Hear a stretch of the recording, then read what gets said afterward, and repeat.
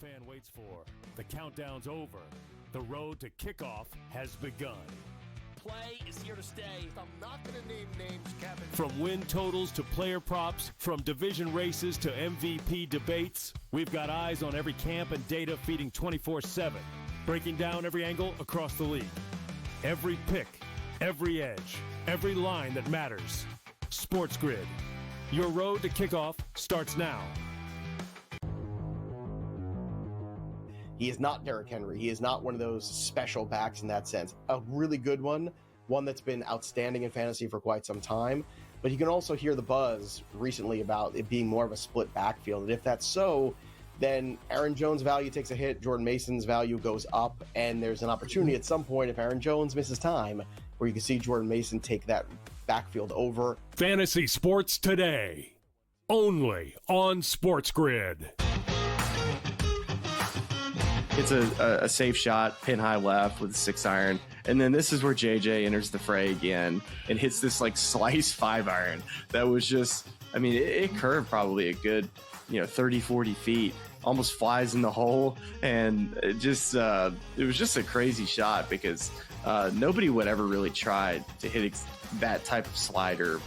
The Smiley Show, only on SportsGrid. An HRR, parlay, a combo that you want to do. I generally prefer away teams and players that hit at the top of the lineup or in the top half, just because you are guaranteed just that extra plate appearance here or there. How many times, throughout the season, I've been like, listen, if this guy gets on, he will have one more at bat in the 9th inning. And if he doesn't get there, he doesn't get there. If you just take them that's placed higher, you're going to be in a spot to cash that back. Pro Baseball Today, only on SportsGrid.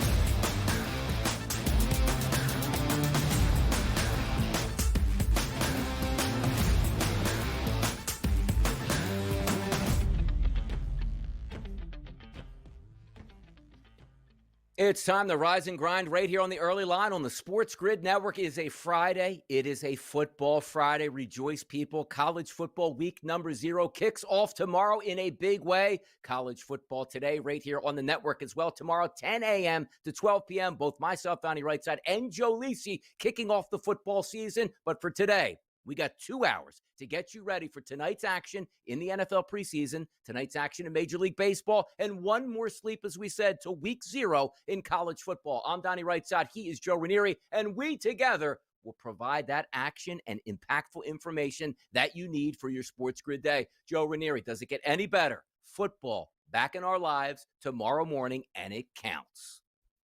Tick-tock, people. It is almost Go. upon us. Game day. Can you believe it? And actually a pretty decent slate of games in week 0, leading to a whole lot of craziness next weekend as well. Whole lot of craziness as well. And also at the end of the show, we will give out some buy best bet winners as we usually do. Because why, Joe Ranieri? Friday is payday. That's how we get it started. And it's the 7 and 7, the hottest topics across the sports landscape, which included last night's doubleheader on Thursday night for week 3 of the preseason to kick off and finally get over with, which will end on Saturday. But last night we saw the Pittsburgh Steelers a 19-10 winner over the Panthers, and also the Patriots got smoked by the New York Giants 42-10. 2 teams played their starters last night. 2 teams won their football games, and away we go, Joe. Steelers and Giants pick up the dubs. Well, 2 big covers yesterday, as we saw the steam all week for the Giants. They opened up a slight dog, and then they closed around, a 6 or 7 point favorite there, and it didn't matter. They blew them out. Same thing with Pittsburgh. They were getting bet all day yesterday, and they covered as well, but with a cost because their first-round draft pick, Derek Harmon, was carted off that field yesterday for Pittsburgh after a knee injury, in which Tomlin doesn't think is a good thing. So they've just lost a little bit of defensive oomph once again because you're playing starters in the preseason. Exactly. It's such a tightrope. Yes, you can get hurt on any play in practice, any play in the preseason, any play in the regular season.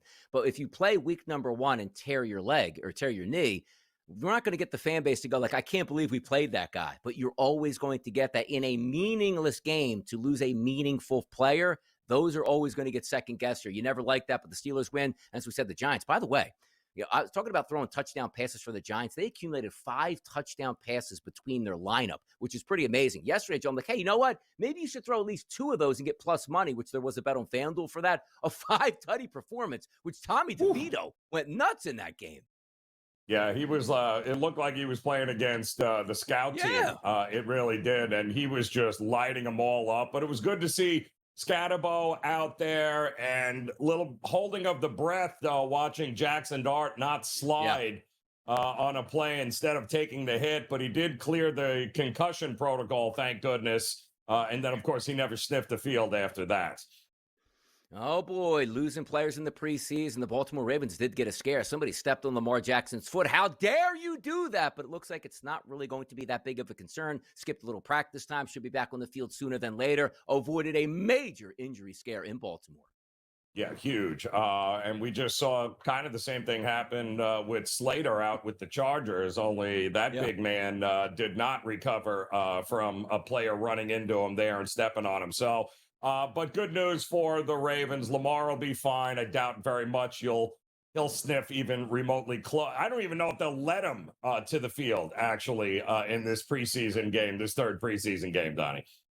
Time to bubble wrap Lamar Jackson here as we get ready for the regular season. A big season, some anticipation for those Baltimore Ravens maybe getting over the hump and getting to a Super Bowl and possibly winning it. We'll find out shortly here. Let's take a look at another NFL topic, which is Micah Parsons and the Dallas Cowboys. We're getting to the point where this is now getting good because Jerry Jones has a lot of camera time, going on a lot of podcasts and saying a lot of things and basically saying, well, look, I'm going to pay the guy a lot of money, but understand this. We have him under contract for 3 more years, so I guess he's going to have to deal with that. This is fantastic stuff to watch you play out, Joe.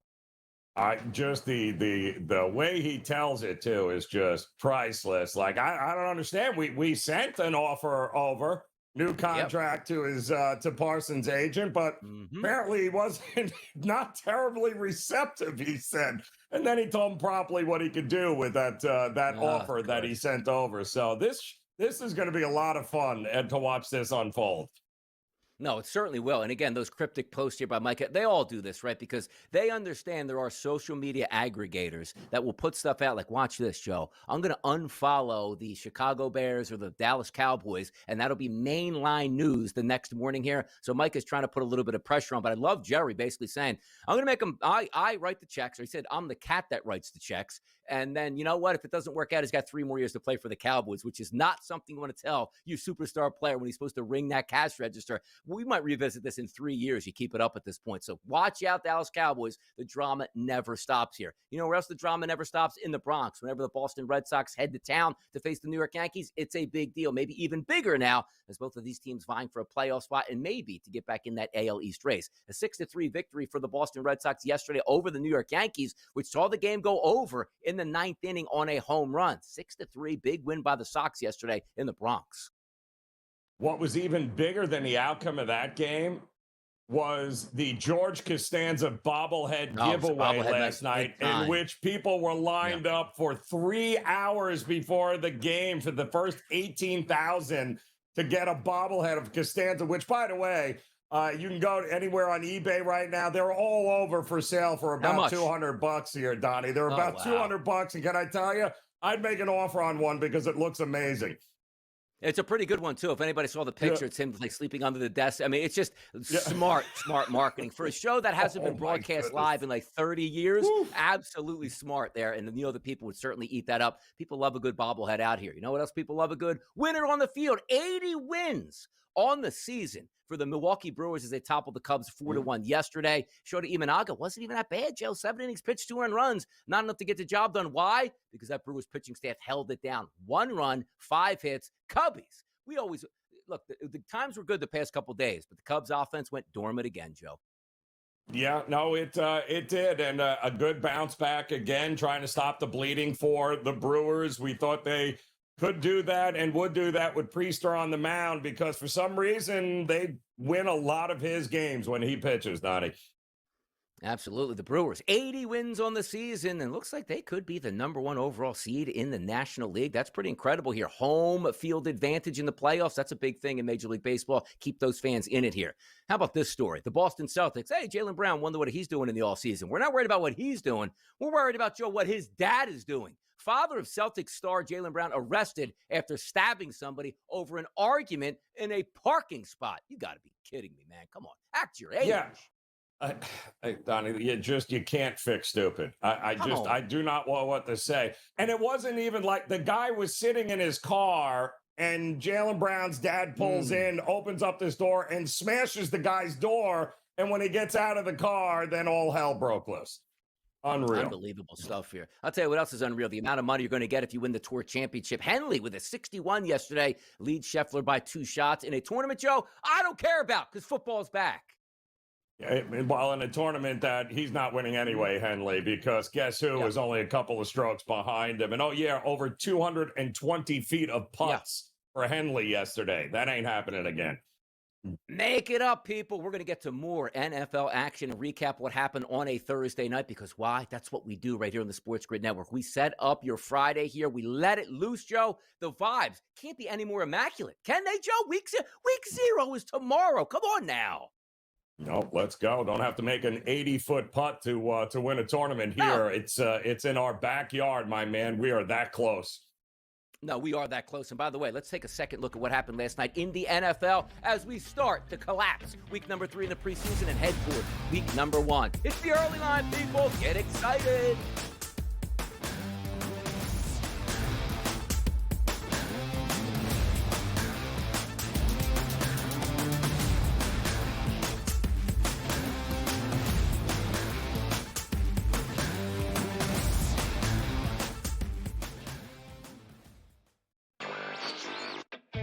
They get some good young pitching, but they can never hit. They got boppers in that lineup. They got electric strikeout guys in the starting lineup for the pitching staff. I feel like I'm rooting that team in, but also not just rooting them in. I think there's a legitimate chance they can take it down, Craig. Yeah, I think so. Remember, I think I came on your show at the beginning of the season and took Detroit at the beginning of the season with you guys, and now I'm feeling like, hey, I got a shot. Newswire, only on Sports Grid. He played with Bobby Mack, literally had a nervous breakdown the entire round, and by the time they got to the 4th hole, he was losing by a stroke. It was, you think Tommy Fleetwood's a train wreck. You should have seen what this poor guy went through yesterday playing with him. Yeah, you know what I want to say in this too? The winner gets the entire pot of earnings. The early line, only on Sports Grid. Answer is this. 12-team, 3 wide receiver, you take Jamar Chase.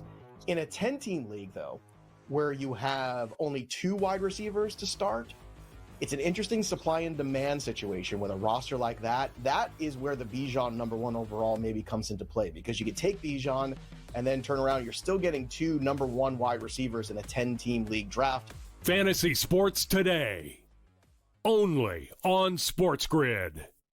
The sharpest football contest show in the land, the Las Vegas Football Contest Show, focuses on Circus Sports Million, Circus Survivor, and the Westgate Super Contest, handicapping the games and releasing our contest picks every week of the season. With 2 former Super Contest winners, Brady Cannon and James Salinas, a former NFL player, Mike Pritchard, and over $1 million in contest prize money won combined, the Las Vegas Football Contest Show will have you prepared this season like none other.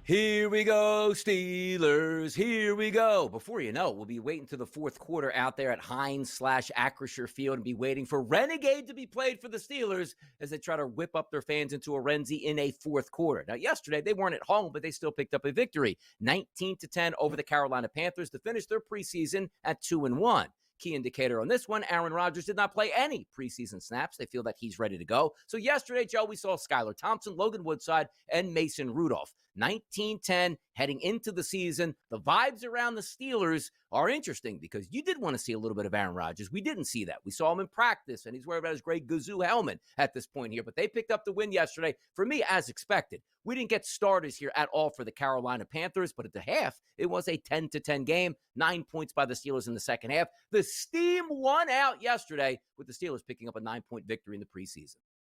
The under also hit. We did see some a lot of money towards the under come in that one, and it made sense, right? Because we weren't getting anybody of any consequence there for Carolina, who, by the way, could you have had a worse preseason than Carolina? They didn't win a game, but I think they got outscored by 3,000 to 4 or something. It was absolutely absurd, but big deal. Doesn't make a difference what you did in the preseason. Matters what they do coming up. And they didn't risk a whole lot of injury last night.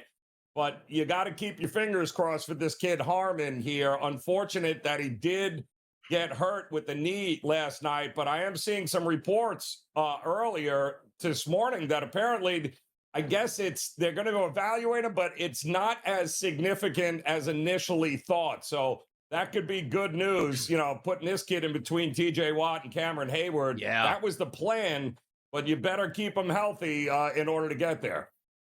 Exactly. You pick a defensive tackle in the first round, you expect an immediate impact on the field. And usually sometimes, Joe, you're right about the defensive tackle saying, hey, you know what? He's a rookie. He's got to carry my defensive line. You got Highsmith on one side, obviously TJ Watt on one side, Hayward if he plays for his $15 million, and the young rookie in there. That is a formidable front four to put pressure on the quarterback. We hope that he's not injured here. And also, it's just, again, if you got injured in week 3, it's just like, hey, that's football. It's what happens. You get injured in week 3 of the preseason when most teams are not playing their starters at all. That's what you get. Sacrifice a 19-10 victory to play some starters in the preseason. We'll see if that pays off for them if that injury is not as significant as we might think in this point. But did you get anything out of that game? Or it's just like, hey, sometimes like the bad regular season teams have good preseasons, but the Carolina Panthers, we expect not great things, but not horrendous things, but 0-3 in the preseason. And hey, we're ready for it, Joe. How's that feel? Well, and we all know, listen, I mean, Carolina, the whole thing with Carolina is going to be the maturation here of Bryce Young, him taking that next step again. I'm telling you, I watched that switch flip for him last year when he was brought in for the second time after he was benched. And I think they can build off of that. It's not like they don't have weapons offensively. Their big issue was the defense last year. They invested draft capital. They invested in free agency. They should be better and more competitive this year, but it's all about Bryce Young this year. Yeah, by the way, you like steam, right? It's always fun to follow that. Like, you steam in football. It's like, hey, Joe, look at that. 3.5 turned into a 5.5 on a Sunday. Very rarely do you see a 3-point favorite flip into a 6.5 point because why? We get injury information and we get information that starters aren't going to play in the preseason. The one game that I thought made sense yesterday was the New York Giants. Now, I thought they would win the first half by more than 3.5 points. They won by 4 points. But the second half, they really rolled. They scored 28 points to 0 for the Patriots. But you saw the way this game was speculating and shaping up. We talked about it yesterday where the beat reporters were saying, hey, Patriots are running their starters a lot in practice. That means they're probably not going to play. Ben Woolridge played the entire game at quarterback. Shane Watts was getting 15 carries in the backfield for the Patriots. Meanwhile, you knew you had a couple really good options. Russell Wilson, we didn't know if he was going to play, but even if he didn't, you knew Jackson Dart was going to get some snaps, and he looks really good. Jameis Winston is a veteran. If he got in there, you know he was going to sling it and filled in, quite frankly, after Jackson Dart left the field, throws a deep touchdown pass. Then, hey, Tommy DeVito, spin in the second half. 17 of 20 for $198 and 3 scores. He started a couple NFL games in his career already and still wants to try to make the team. This was one of those games where I thought they would throw touchdown passes. I didn't think they'd throw 5. Did I think they would win? Yes, and cover. Did I think they'd win by 32? No. But that was one of those games, Joe, where you had a distinct advantage on the New York Giants. Yeah, and you had a very low total in that one, too, which, the Giants alone went flying over. I mean, it's not like both of those teams have not been averaging 30 or more points in the preseason. But with New England sitting everybody and signing guys off of USFL leagues to come in and play, you kind of had a feeling that the Giants had a big edge at home. You knew Dart was going to play at least the first quarter, but again, lucky he showed great promise, but he also showed he's still a rookie quarterback taking that unnecessary hit, which, put him in the blue tent, which is never great. He did pass the concussion protocol, But then Jameis and DeVito, two guys with a lot of experience, they just lit up those third stringers there in the second half. Yeah, I would be a little bit worried about the shoulder, the way he landed there, more than the concussion. But it's clear he wasn't hurt. Wanted to get back into the football game. 6 of 12, had a good preseason. But also, we just talked about the Carolina Panthers. Expectations aren't high. Neither are they for the New York Giants. But the Giants looked good in the preseason at 3-0. But we always have to say that with a grain of salt. It's a preseason. Be careful what you wish for. But for the Giants, and they're competing because ESPN bet, Joe, in the offseason opened their win total at 3.5. Got bet up to 5.5. But still, the expectations are the Giants won't make the playoffs. They did look confident, though, Joe, in the preseason, going 3-0. More than anything else, what they did defensively in the preseason as well. I mean, they have basically shut down every team they have played here. They are flying around, and it shouldn't go mentioned, their top draft pick outside of Dart was, and both of those guys, by the way, Carter on the defensive side, he got into a couple of plays, was in the backfield again in a bunch of plays. Both him and Dart were the captains of that game last night, went out to the center of the field for the coin toss. That's your future right there, Giant fans. Those two guys right there.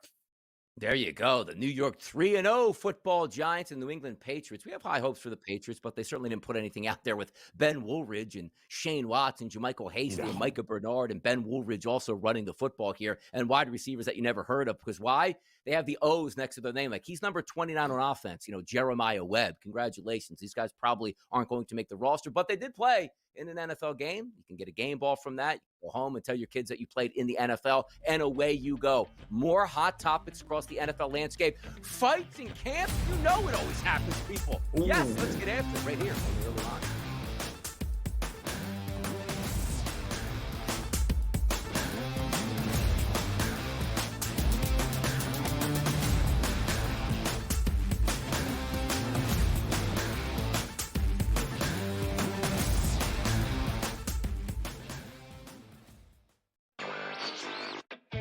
They get some good young pitching, but they can never hit. They got boppers in that lineup. They got electric strikeout guys in the starting lineup for the pitching staff. Like, I feel like I'm rooting that team in, but also not just rooting them in. I think there's a legitimate chance they can take it down, Craig. Yeah, I think so. Remember, I think I came on your show at the beginning of the season and took Detroit at the beginning of the season with you guys, and now I'm feeling like, hey, I got a shot. Newswire, only on SportsGrid. He played with Bobby Mack, literally had a nervous breakdown the entire round, and by the time they got to the fourth hole, he was losing by a stroke. It was, you think Tommy Fleetwood's a train wreck. You should have seen what this poor guy went through yesterday playing with him. Yeah, you know what I want to say in this too? Like, the winner gets the entire pot of earnings. The early line, only on SportsGrid. Answer is this. 12-team, 3 wide receiver, you take Jamar Chase. In a 10-team league, though, where you have only 2 wide receivers to start, it's an interesting supply and demand situation with a roster like that. That is where the Bijan number 1 overall maybe comes into play, because you could take Bijan and then turn around. You're still getting 2 number 1 wide receivers in a 10-team league draft. Fantasy sports today, only on SportsGrid. The sharpest football contest show in the land, the Las Vegas Football Contest Show, focuses on Circa Sports Million, Circa Survivor, and the Westgate Super Contest, handicapping the games and releasing our contest picks every week of the season. With 2 former Super Contest winners, Brady Cannon and James Salinas, a former NFL player, Mike Pritchard, and over $1 million in contest prize money won combined, the Las Vegas Football Contest Show will have you prepared this season like none other.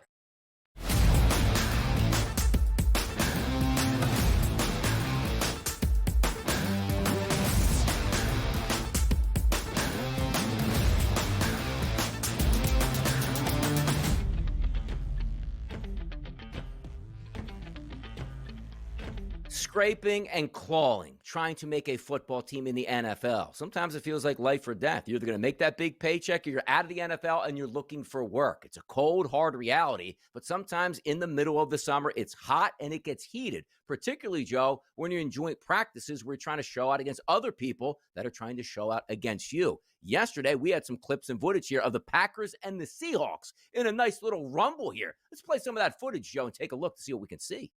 Ooh. Ooh. Oh, yeah. It's a melee. Melee. Okay. Getting feisty. Yeah, where's the old refs to try to break it up right here? Oh, my God. Huh. Okay. Wow. Oh. See, that's why you go to practices right there. That's why you go to preseason practice. A little feistiness, calm it down. A little feistiness, little trying to calm it down late. Here's my favorite thing about football fights.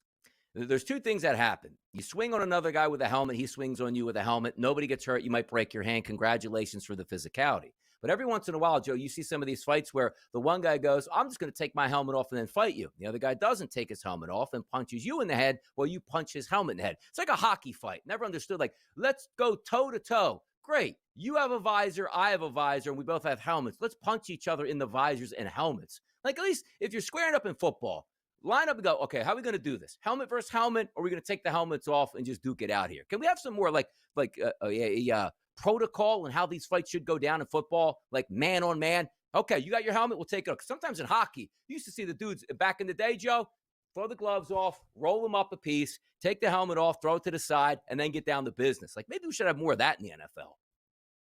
Yeah, Sam Darnold, too, was pretty funny, too, because he's like, they said, hey, what did you think of what was going on? He's like, man, I'm getting right in there, man. That's my time to shine, is to go in there and start throwing guys who are like, Sam, settle down, please. Anybody with a red jersey, they noticed they were about as far away from what was happening on that field as humanly possible. So, but it's going to happen. Tempers are going to flare. And listen, let's see what you got. Let's see how tough you are during the regular season here. A lot of question marks still with both these teams heading into the season.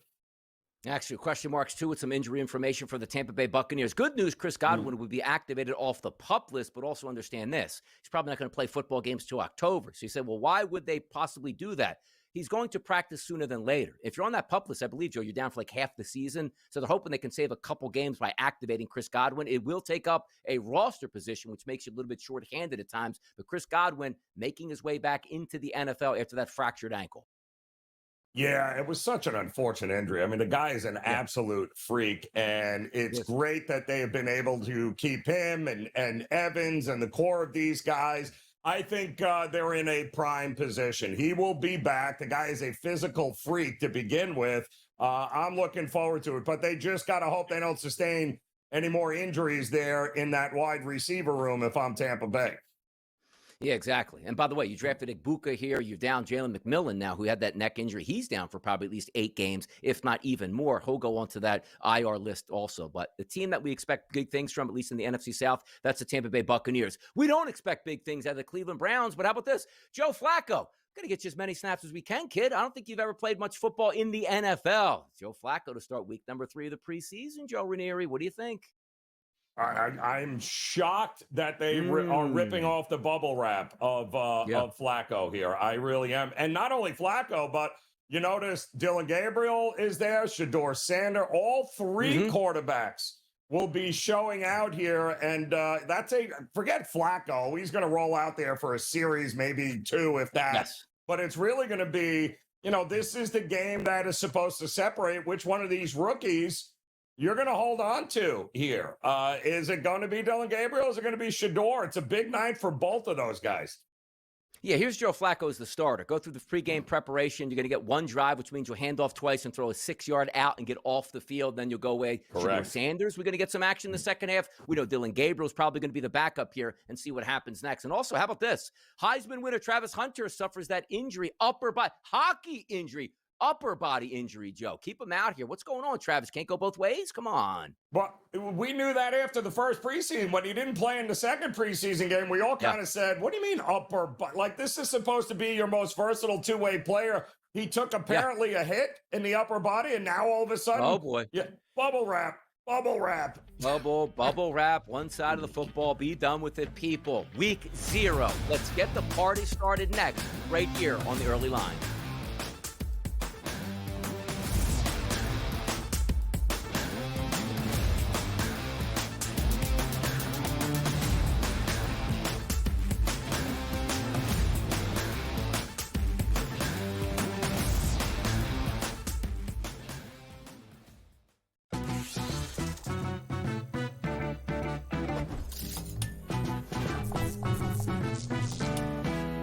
Guess what, golfers? Vegas isn't just casinos and pool parties. In fact, there are 50 golf courses within a 15-mile radius of the Strip, all boasting beautiful desert oasis landscapes. So, if you're looking for a break from the action, consider hitting the links. See you in Las Vegas. Let's get lucky. The Giants are probably going to open up 1-5 on the season. So then you start to say the fans are getting angry. They just want to see Dart. The ownership's like, hey, you know what? Maybe we'd make the right move with Russ here. But then you have self-preservation mode with the general manager and the head coach, where it almost seems like it's inevitable. Midway through the season, it's going to have to be Jackson Dart. Otherwise, what are we doing, Giants? The Early Line, only on SportsGrid. This is the moment every fan waits for. The countdown's over. The road to kickoff has begun. Play is here to stay. I'm not going to name names, Kevin. From win totals to player props, from division races to MVP debates, we've got eyes on every camp and data feeding 24/7, breaking down every angle across the league. Every pick, every edge, every line that matters. SportsGrid. Your road to kickoff starts now. Passing offense is him, Devonta Smith, Dallas Goedert. They have Jahan Dotson. They just recently traded for John Mechie from the Houston Texans. Now, obviously, yes, Saquon is there, but a lot of people are expecting the Eagles to have an increase in their passing rate this year. They won't rely as heavily on Saquon, and it should just mean more volume overall. Obviously, Brown was fantastic, and he did so in not playing a full season last year. Game time decisions, only on SportsGrid.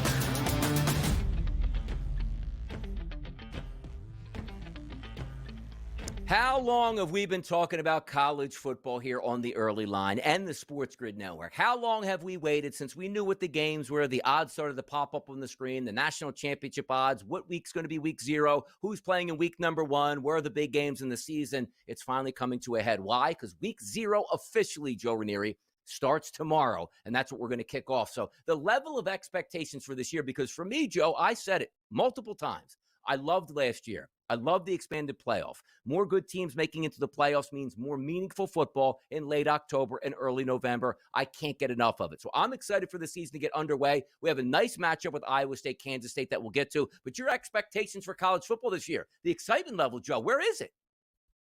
Well, I can't wait. I mean, it's one of my favorite times of year. I mean, this and, right into college basketball has got to be the best handoff ever for a sports junkie and for a handicapper. But the reality is, is it going to be the same old, same old? I mean, is it going to be, what are we talking? It's Ohio State, right? It's Alabama. It's playing, or is there going to be a little something different? Maybe a wrinkle, a team that we don't anticipate, who wasn't there a year ago, maybe steps up here this year.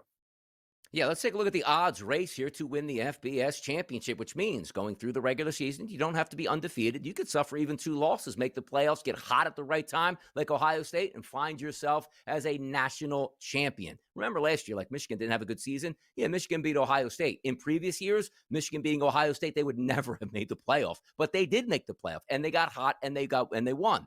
Top of the standings, the Texas Longhorns plus 550 price. Georgia, Ohio State, Penn State, Alabama, and Clemson. The normal blue bloods are up there, Joe, and they are bunched together. It's so hard in college because we don't get to see the practices. We don't get to see a preseason. The coach is usually coy until like the starter comes out for the player to be who's going to lead that team as the quarterback. But also understand this, Joe. What happens early in the season matters really more late in the season. It's like Major League Baseball. Hey, man, that team's hot in August. Well, are they going to be hot in late September? Same thing in college football. Love to see it play out, but big names, big games early in the season, that should be some fun. But let's look at Iowa State and Kansas State, Joe. Number 22 versus number 17 in Dublin, Ireland, over across the sea. A 12 o'clock start to get your day off. The price points in this game, -3.5 on Kansas State and a total of 50.5. With these two matchups, Matt Campbell, Chris Kleiman, Kansas State, Iowa State, a big-time battle in the Big 12 to start the season. Yeah, and across the pond, so no real home field advantage in this one, but I believe they label this what Farmageddon, right? Somewhere along those lines with these two teams, in which Iowa State has had, they've had their ups and downs with Matt Campbell as their head coach, but they're returning a ton of guys here. I mean, 4 of the 5 offensive linemen starters from a year ago are back. 13 starters returning from Matt Campbell and Iowa State here. Rocco Becht is anticipated to be maybe a dark horse here, given the fact that they let him actually drop back and throw the ball a ton at Iowa State last year. They had to replace some wide receivers, but all in all, I mean, both quarterbacks back. Both teams know each other in the Big 12 very well. There's some animosity here. I think this is a heck of a way, much better than what we had with Notre Dame and Navy in Dublin a year ago. I think this one's going to be tight, but I also think we're going to get a ton of points in this one. I do like the over in this one.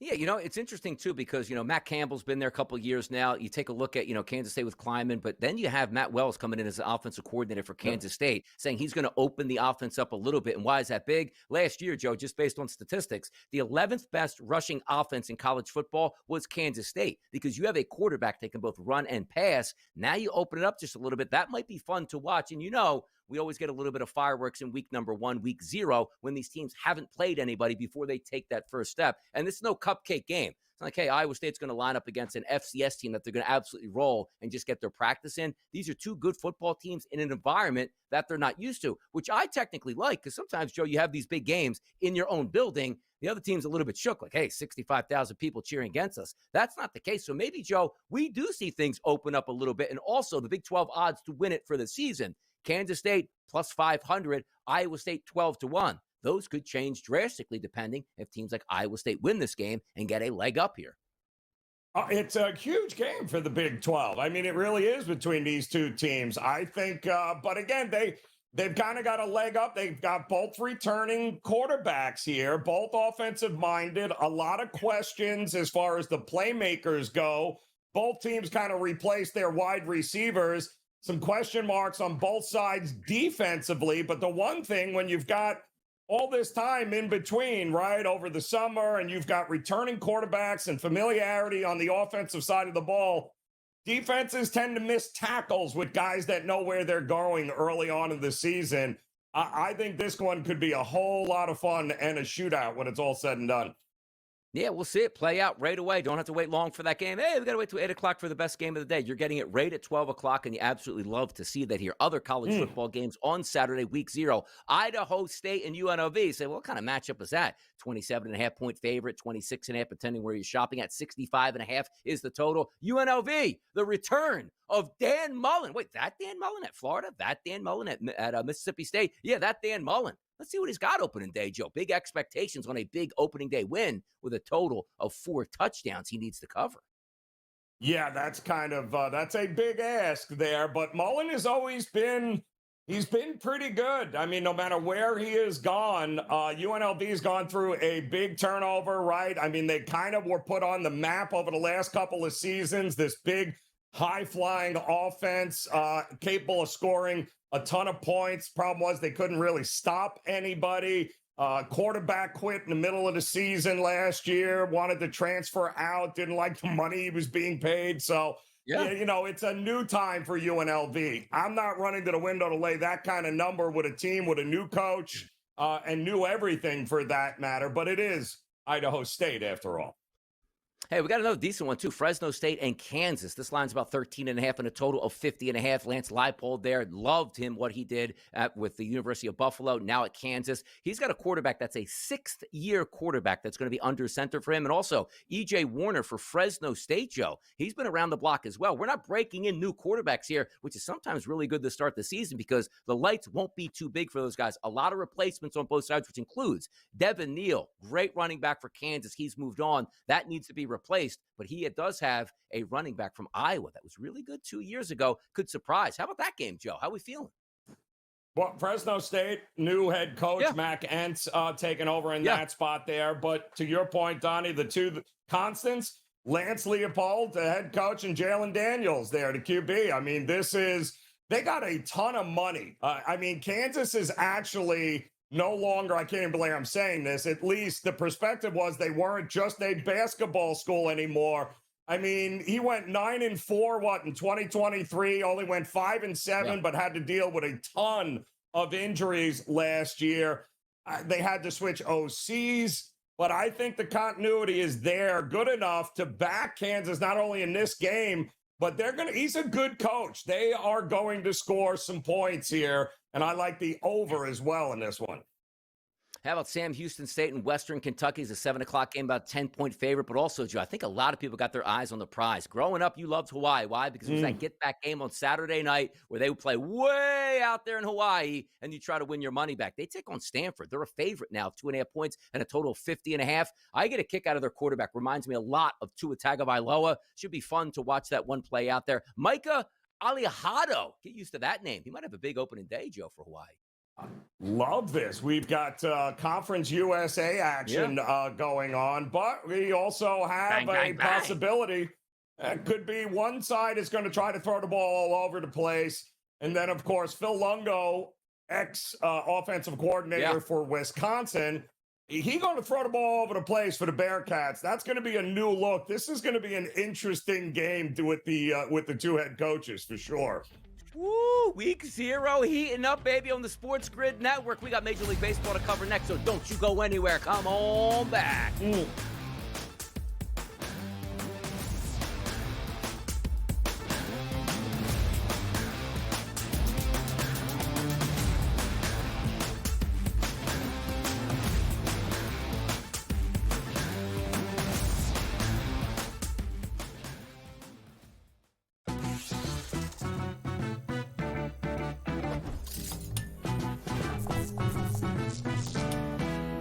Guess what, golfers? Vegas isn't just casinos and pool parties. In fact, there are 50 golf courses within a 15-mile radius of the Strip, all boasting beautiful desert oasis landscapes. So, if you're looking for a break from the action, consider hitting the links.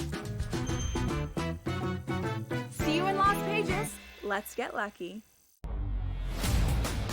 The Giants are probably going to open up 1-5 on the season. So then you start to say the fans are getting angry. They just want to see Dart. The ownership's like, hey, you know what? Maybe we make the right move with Russ here. But then you have self-preservation mode with the general manager and the head coach where it almost seems like it's inevitable. Midway through the season, it's going to have to be Jackson Dart. Otherwise, what are we doing, Giants?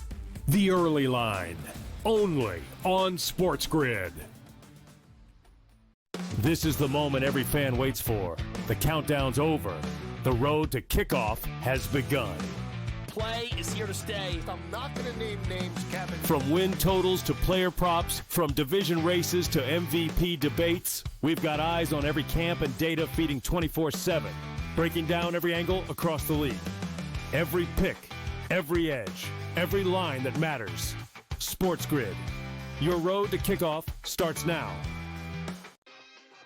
Passing offense is him, Devonta Smith, Dallas Goedert.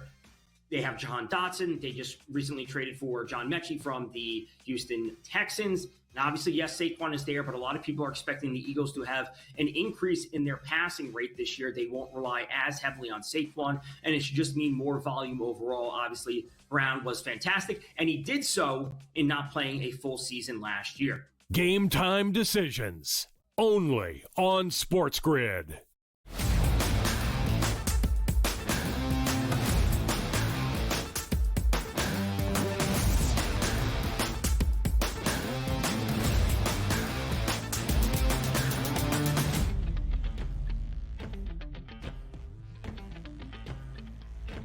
Radar was locked in pretty good yesterday in Major League Baseball. An interesting afternoon schedule with seeing a lot of pitchers that I thought might get hit around, but it's always tricky, Joe, on Thursday afternoon getaway games.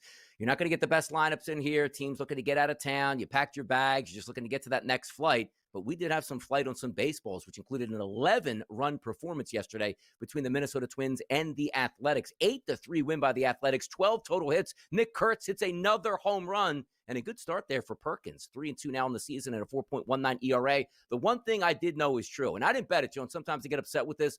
Jose Urania is a bad pitcher. He was slippery against Detroit, got out of that 5 innings pitch, no earned runs. So it's like, you know what, let me just stay away. Maybe he's just getting lightning in a bottle to come back into Major League Baseball. He got hammered yesterday, and I can't wait to see him on the mound again. The Athletics loved him on the mound yesterday and won that game by 5 runs.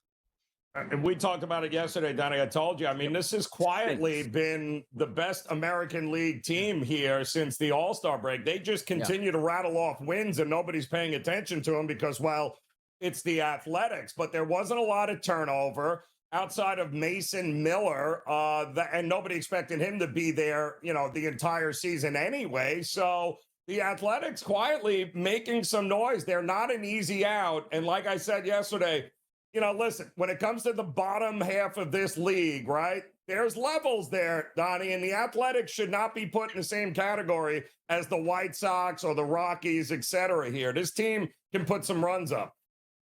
I'll tell you who can't put some runs up now. It's the Chicago Cubs, but not for lack of trying, Joe. They scored 1 run yesterday, 11 left on base, 0 for 8 runners in scoring position. You want to talk about the efficiency of the Milwaukee Brewers, Joe? 4 left on base, 1 of 2 with runners in scoring position. They win 4-1. Credit Quinn Priester. Didn't have his best stuff yesterday, Joe. 4 1/3 innings pitched, only 1 earned run given up, but had 5 walks here. There was traffic all across the bases, but an absolute shutdown performance by the bullpen of the Milwaukee Brewers yesterday. They get their 80th win of the season in a victory over the Cubs. Yeah, good stuff there. I mean, Milwaukee kind of needed that one there. They took that first game of the 5-game set, was supposed to be a doubleheader, but the second game got rained out. So they won that one, but they lost the next 3. So they did not want to go 1-4 in this series, Donnie. So that was a big win by them. And like you had said, hey, listen, Imanaga pitched great, right? He went 7 innings. I think he gave up a couple of runs, just 3 hits. I mean, it wasn't like they got bulldozed, but to your point, those runners in scoring position, again, the Cubs being let down by the offense, which is such a turnaround from what this team was in the first half of the season.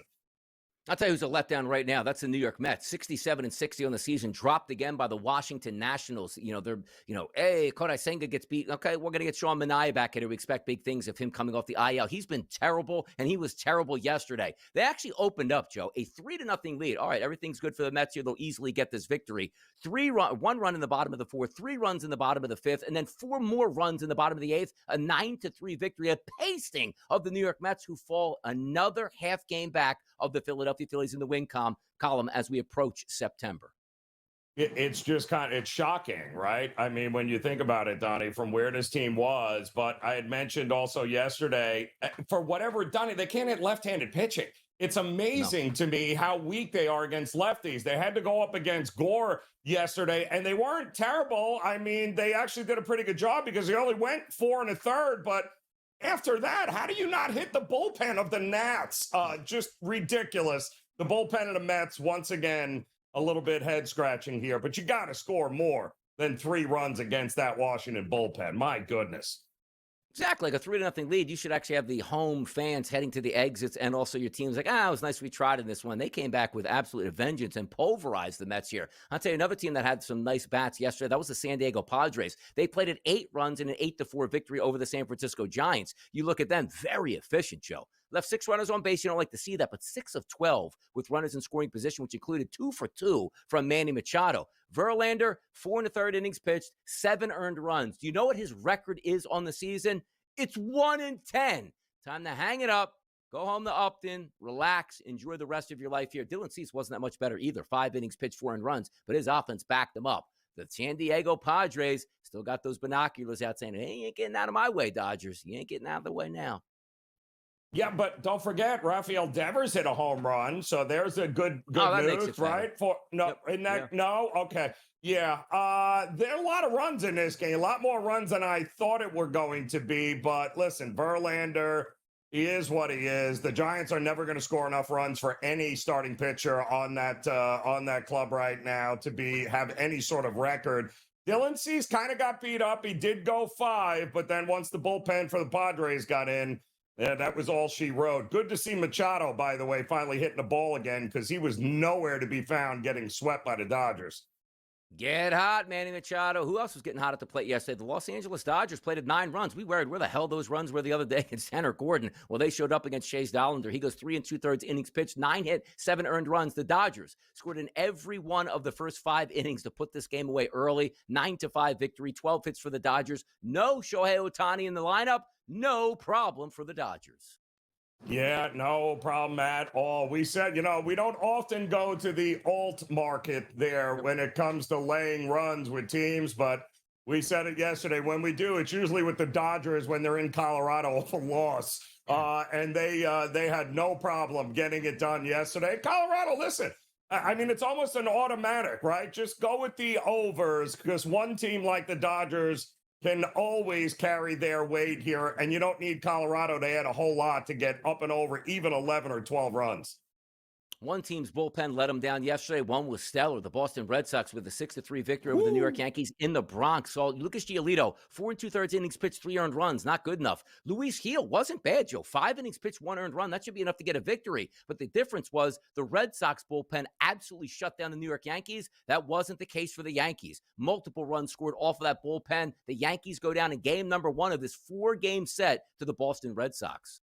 Yeah, no, Weaver was absolutely atrocious, and that was the end of that. Then they brought in Hill and De Los Santos, and the wheels fell off. And by the way, Dotel, can you give them back to the Giants? Is that possible? Can you just ship them back and be like, our bad? Nope, you can have them back, Giants. Sometimes you just can't pitch in the bright lights of New York City. Sonny Gray won a game last night, which I thought he would. That was in Tampa. Sonny Gray couldn't win to save his life in the Bronx, it felt like. Let's get some of the bigger Major League Baseball games next, which include Red Sox, Yankees, Dodgers, Padres.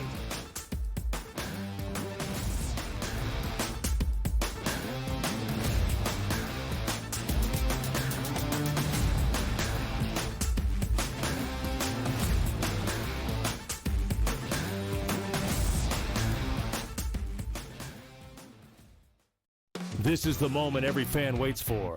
The countdown's over. The road to kickoff has begun. Play is here to stay. I'm not going to name names, Kevin. From win totals to player props, from division races to MVP debates, we've got eyes on every camp and data feeding 24/7, breaking down every angle across the league. Every pick, every edge, every line that matters. SportsGrid. Your road to kickoff starts now. Answer is this. 12-team, 3 wide receiver, you take Jamar Chase. In a 10-team league, though, where you have only 2 wide receivers to start, it's an interesting supply and demand situation with a roster like that. That is where the Bijan number 1 overall maybe comes into play, because you could take Bijan and then turn around. You're still getting 2 number 1 wide receivers in a 10-team league draft. Fantasy sports today. Only on SportsGrid. In extras, knocked out the Reds 6-5. This team doesn't lose. And the only thing I want to say, Tom, is I just hope they can continue this. Now, what does that mean? 40 games in a row? Of course we know it's not going to be the case. They are peaking right now. We've seen so many times. Baseball's a long season. Boy, if the Brewers are playing this baseball on September the 28th, watch out. But they are sensational right now. Pro baseball today. Only on SportsGrid.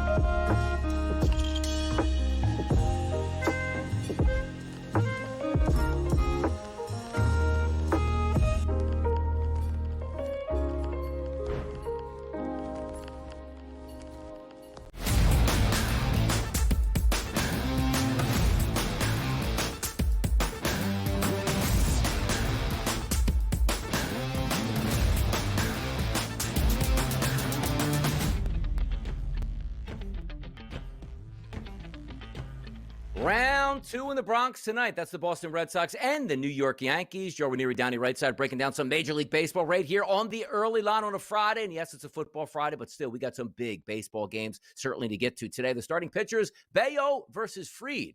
Now, you might look at that and say, well, yeah, that's a pitching advantage for the New York Yankees. It's not the case. I don't know what happened to Max Fried. He was sensational to start the year. Now, every time he goes out, seems like it's 3, 4, 5 earned runs against him. If we look at the lines, though, Joe, the betting public's still saying we are trusting the New York Yankees. 174s, 170s, 165s in the marketplace right now, and a total listed at 8.5. If we look at the tail of the tape between these two pitchers, Bello on the season, 9-6, Max Fried, 13-5. You see the ERAs are similar. The strikeout numbers here, 141 to Fried, 97 for Bello. But that hasn't been the case as of late. The better pitcher as of late is Bello. The pitcher that's leaking oil is Max Fried. Can he turn it around tonight to stop the losing here for the Yankees against the Sox? When, again, it's only one game they played. But don't you let this turn into an avalanche where you lose all 4 games. We asked that question on Fade the Public. Is anybody going to sweep anybody, basically? No, we don't think it's the case.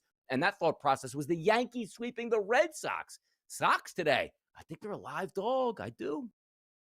Well, they are, because simply, you're right, Max Fried has almost a 7 ERA ever since he got that little blister on his hand there. I think it was prior to the All-Star game. He has absolutely been a different guy here the second half of the season. Not one that you can think is just going to go out there and he's going to shut teams down, especially a team like the Red Sox, Donnie, who their splits against left-handed pitching are over the top. They're a much better hitting team against lefties than they are against righties. The Yankees have a couple of guys like Cody Bellinger and a few others that have hit Bello really well in their career. 8.5? Sorry. I think we're getting more than 8.5 runs here tonight with these two teams.